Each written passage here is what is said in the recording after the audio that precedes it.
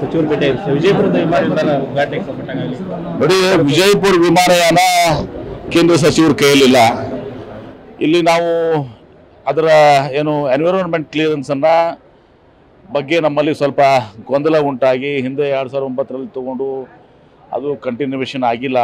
ಅದರಿಂದ ಅವರು private NGO ಅವರು ಸುಪ್ರೀಂ ಕೋರ್ಟ್ಗೆ ಸುಮಾರು 245 ಇಂಥ ಏನು ಎನ್ವಿರಾನ್ಮೆಂಟ್ ಕ್ಲಿಯರೆನ್ಸ್ ಪ್ರಯರ್ ತೊಗೊಂಡಿಲ್ಲ, ಮೊದಲೇ ತೊಗೋಬೇಕಾಗಿತ್ತು ಅಂಥೇಳಿ ಕೇಸ್ ಮಾಡಿದ್ದಾರೆ. ಆ ಕೇಸಿಗ ಹೀರಿಂಗ್ ಮುಗಿದಿದೆ, ಆರ್ಡರ್ಸ್ ಕೆಟ್ಟಿದ್ದಾರೆ.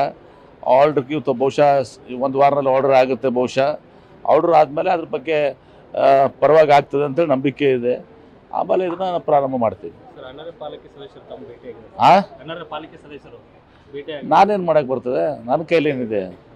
ಅನರ್ಹ ಪಾಲಿಕೆ ಸದಸ್ಯರು ಅವರು ಕೋರ್ಟಿಗೆ ಹೋಗ್ಬೇಕು, ಅದ್ರ ಬಗ್ಗೆ ಸ್ಟೇ ತೊಗೋಬೇಕು. ಸರ್ಕಾರದಾಗೂ ಏನೂ ಇಲ್ಲ, ಯಾಕಂದರೆ ಇದು ನಾವು ಯಾರೂ ಕೂಡ ಅದನ್ನು ಇದು ಮಾಡಿಲ್ಲ. ಅವರಿಬ್ಬರು ಮಿರ್ಜಿ ಮತ್ತು ಯಾರು ನಿಮ್ಮ ಮೈನುದ್ದೀನ್ ಬೀಳ್ಗಿ ಇನ್ನಿತರು ಕೋರ್ಟ್ ಮುಂದೆ ಹೋಗಿದ್ದರು. ಕೋರ್ಟು RCಗೆ ನಿರ್ದೇಶನ ಕೊಟ್ಟಿದ್ದಾರೆ. ಇವರು 1 ತಿಂಗಳವರು ಏನೋ ಇದು ಕಟ್ಟಬೇಕಾಗಿತ್ತು ಅಂಥೇಳಿ, ಅದು ಸ್ಟ್ಯಾಚ್ಯೂಟರಿ ಅದ ರಿಕ್ವೈರ್ಮೆಂಟು. ಅದ್ರ ಪ್ರಕಾರ ಕೋರ್ಟ್ RC ಅವ್ರಿಗೆ ಡೈರೆಕ್ಟ್ ಕೊಟ್ಟಿದೆ. ತಾವು ಅದ್ರ ಬಗ್ಗೆ ಕಾನೂನು ಬಿಟ್ಟು ಬೇರೆ ಏನು ಮಾಡೋಕ್ಕೆ RC ಅವ್ರಿಗೂ ಬರೋದಲ್ಲ. ಹೀಗಾಗಿ ನಿರ್ಣಯ ತಗೊಂಡಿದ್ದಾರೆ, ನೋಡೋಣಂತೆ ಮುಂದೆ.